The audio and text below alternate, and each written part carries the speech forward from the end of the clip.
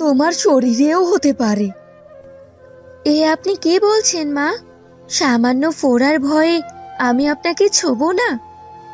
আপনি তো আমার নিজের মায়ের মতোই। ধরুন মা, আমার হাতটা ধরুন। কাকলির কথা শুনে রেহেনা নিজের ভুল বুঝতে পারলো, তাই কাঁদতে কাঁদতে বলল, আমায় ক্ষমা করে দাও বৌমা। তোমার গায়ের রঙের জন্য আমি তোমায় কতই না অবহেলা করেছি, অথচ সেই তুমি আজ আমাকে সুস্থ করতে চাইছো। আসলেই বাইরের সৌন্দর্য না, মনের সৌন্দর্যই আসল। আমায় তুমি ক্ষমা করে দাও বৌমা। ছি ছি, ক্ষমা চেয়ে আমায় ছোট করবেন না মা।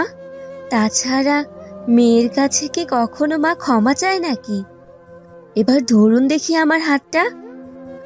এই বলে কাকলি নিজের হাত বাড়িয়ে দিল, আর